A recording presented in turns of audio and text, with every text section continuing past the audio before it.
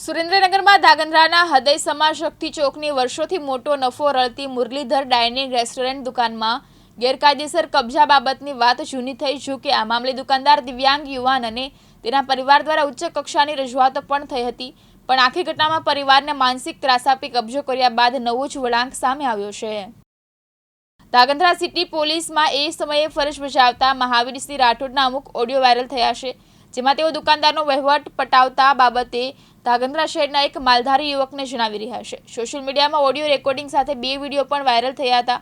તેમાં એક વિડીયોમાં દિવ્યાંગ યુવાન પોતાની સાથે થયેલ કબજામાં કઈ રીતે પોલીસ જ અસામાજિક તત્વોનો ખુલ્લેઆમ સાથ આપી રહી છે તેમ જણાવતા મોટો ઘસરફોડ સામે આવ્યો છે। એક તરફ હાલ જિલ્લા એસઓજીમાં ફરજ બજાવતા મહાવીરસિંહ રાઠોડ ઉપર માલધારી યુવકે પણ આક્ષેપ કરીને ઉચ્ચ સ્તરીય રજૂઆતો કરી છે। મારું નામ ચેતન ગુણોત્રાય ઠક્કર, ધાંગધ્રા શક્તિ મંદિર પોલીસ ચોકીથી માત્ર 25 ફૂટ દૂર ગણીએ તો મુરલીધર ડાઇનિંગ હોલ, જે મારી એકમાત્ર રોજગારીનું સાધન। અવારનવાર આવા તત્વો દ્વારા તોડફોડ કરવી, તાળા તોડવા, માલ સામાન બહાર ફેંકી દેવો, જે અંગેની રજૂઆત ધાંગધ્રા સિટી પોલીસ સ્ટેશનમાં અરજી ફરિયાદ દ્વારા કરેલી।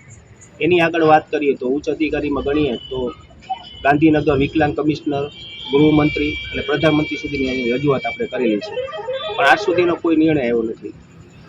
જાણવા મળેલ છે કે ભાઈ ધાંગધ્રા પોલીસ એસઓજીમાં ફરજ બજાવતા મહાવીરસિંહ રાઠોડ, જેમનો હાથ હોય, જેનો રેકોર્ડિંગ સાથેના પુરાવા સાથે મારા પપ્પાએ જેની રજૂઆત ઉચ્ચ અધિકારી સુધી કરેલ છે, તો અમને એક જ વાતનો ભય છે કે ભાઈ મહાવીરસિંહ દ્વારા, તેના માણસો દ્વારા અમારી પર અથવા મારા પરિવાર પર કોઈ પણ હુમલો થશે તો તેની પૂર્ણ જવાબદારી મહાવીરસિંહ રાઠોડની રહેશે।